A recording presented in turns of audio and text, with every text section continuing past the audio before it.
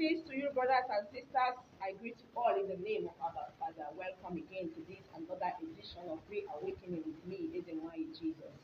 Today, I want to talk about the three major enemies of Africa. That is the three sets of people that the enemy is using to put the African man race in perpetual suffering and pain.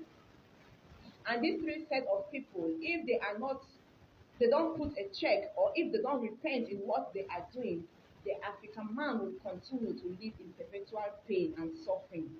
Number one among these three sets of people are the religious leaders.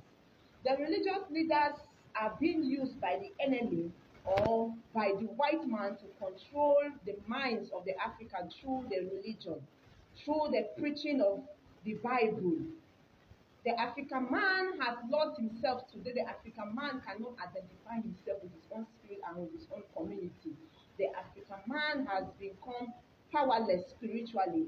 And if this set of people, the religious leaders, they don't repent from their preaching and they don't repent from the way they go about their religious activities, the African man race will continue to be a suffering and will continue to be in perpetual deprivation.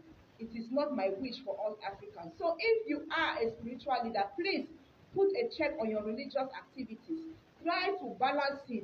Try to assimilate the African culture into your religiosity. By so doing, helping your African man spirit to identify with his or her entity, with his or her community. How you are going to do it, I don't know. But I, as the one Jesus, I just want to tell you the harm you are causing to your own community, the harm you are also causing to your own people and your future generation by what you are doing.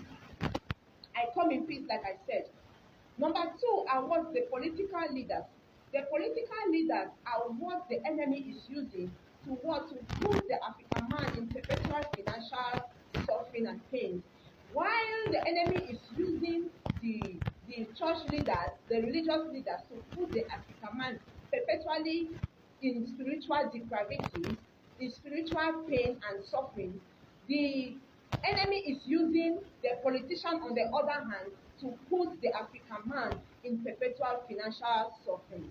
You know, the colonial masters pretended to leave Africa during the colonial era, and they said they gave us our independence, which they didn't give us complete independence. They are still present in Africa, controlling the African man through the church and through the government. It's like they left through the door to enter through the window. So if you are a religious leader or if you are you are a government leader, please, you are putting your African race in perpetual suffering. Please put a check to your activities. Thank you. And the third set of people are what I call the entertainers. These ones are over the social media today, promoting sexual activities, promoting whatever, pornography, every skit that has to do with obscene images. If you are such an entertainer, know that what you are not helping Africans in any way, because your skits and your entertaining are not helping the minds of Africa to think properly. Today, all what the African man can think is immorality and sex. With all what we are suffering in Africa, is that what we should be thinking about? Please, I have come to waking up your mind and your consciousness.